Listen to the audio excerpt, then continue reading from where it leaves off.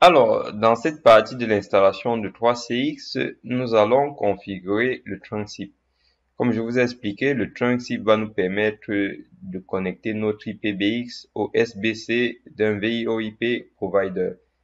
Le trunk SIP a pour objectif de passer des appels vers l'extérieur. Et c'est le VoIP provider qui va se charger de faire le routage des appels. Donc forcément, il faut souscrire chez un VoIP provider afin qu'il vous donne des numéros externes.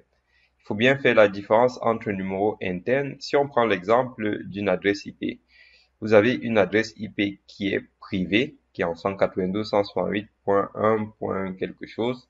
Et lorsque vous voulez communiquer à l'extérieur en passant par le réseau Internet, vous êtes obligé d'utiliser des adresses IP publiques qui sont parfois du 100.1.10. quelque chose ou bien du 89. quelque chose. C'est le même fonctionnement qu'en téléphonie. Vous avez des numéros courts qui sont internes, dont vous pouvez passer des appels en interne sans souci. Et une fois que vous voulez contacter quelqu'un qui est soit en Asie, en Afrique, etc., vous allez utiliser des numéros externes. Donc, si nous sommes en France, ça va être le plus 336 quelque chose. C'est un peu comme ça. On peut les comparer comme ça aux adresses IP privées et publiques. Donc, pour notre TP, on va juste faire une simulation puisqu'il faut souscrire chez le VoIP provider. Pour ajouter donc nos identifiants de trunk SIP, il faut venir dans trunk SIP et ici vous faites ajouter un trunk SIP. Vous choisissez votre pays et il vous donnera la liste des VoIP providers compatibles avec notre IPBX. Alors, moi je suis en France. Donc, vous voyez la liste des VoIP providers. On va dire, bon, ben, on est chez OVH. OVH. Donc, je clique là. Le numéro principal, c'est quoi? Imaginez, vous êtes une petite entreprise de 5 personnes. Si vous prenez un numéro principal, juste un numéro, les contacts externes vous appelleront, mais ils n'auront pas directement la personne qu'ils veulent en ligne. Ils passeront forcément par un standard et c'est au standard de rediriger vers le bon interlocuteur. On est d'accord? Ça, on peut un peu définir ça comme le numéro principal. Donc, comme nous sommes en France, on va dire le numéro principal c'est le 00336, 36, non pas 36, oui. Alors attendez, je vais voir comment ça se passe déjà au niveau des numéros, j'ai oublié. Alors, ça sera plutôt, on va prendre le 04 79 69 74 40 par exemple. Et on va faire OK. Du coup, le proxy sortant, on n'a pas besoin le nom de l'autre du serveur, c'est celui-là. Nous, ce qui va nous intéresser, c'est de mettre les identifiants. Par contre, on va mettre n'importe quoi, hein, puisqu'on n'a pas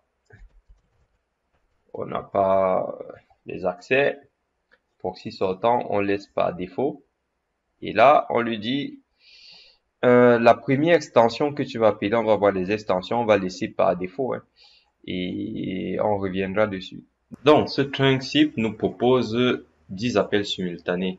Et nous avons la possibilité d'augmenter le nombre d'appels simultanés. Ça va vous coûter cher, mais c'est en fonction de vos besoins. Donc, on va mettre 20 appels simultanés. Et maintenant, vous voyez, vous avez le numéro principal là. Comme je vous disais, imaginez que Armen Gandos est au standard. Lui, quand on va composer le 0479 74 40, il va arriver au standard. Donc ça, c'est le numéro principal. Ce qui est intéressant ici, c'est que si vous êtes une entreprise et que vous avez besoin que des utilisateurs aient leur propre numéro, alors vous allez acheter ce qu'on appelle des numéros SDA. Donc, les numéros SDA, si vous en achetez par exemple 50, vous allez dire ici, le premier numéro, c'est celui-là, donc, qui est le numéro principal. Vous allez ajouter une SDA. Et comme je vous ai dit dans la définition du SDA, le mieux, ce serait d'avoir des SDA qui ont une suite, c'est-à-dire, je vais prendre là, 0479 69 69 74 41. Ensuite, je vais faire carrément toute une suite et allez, je vais prendre un fichier comme ça, on va faire. On va faire à la main.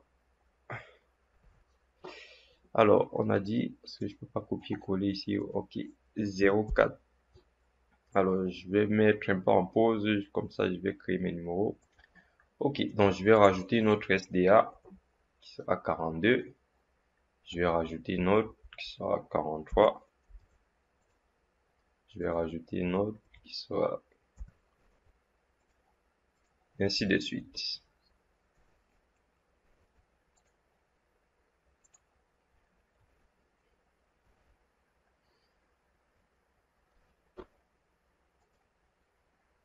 Six.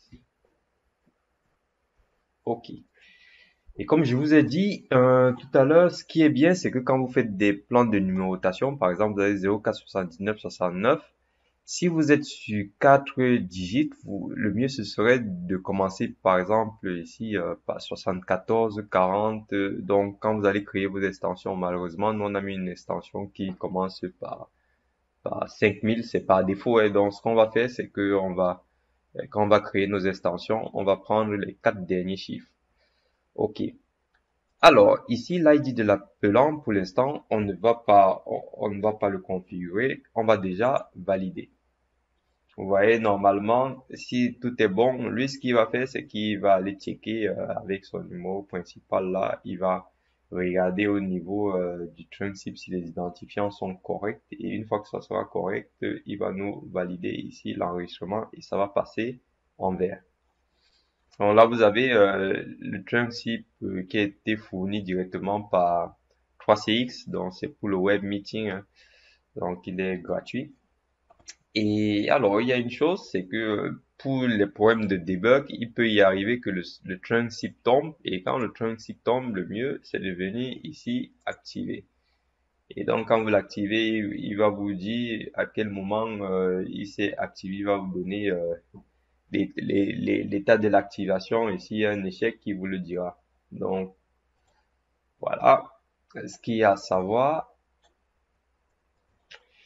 Et maintenant, nous allons passer à la création des extensions et des groupes d'appels.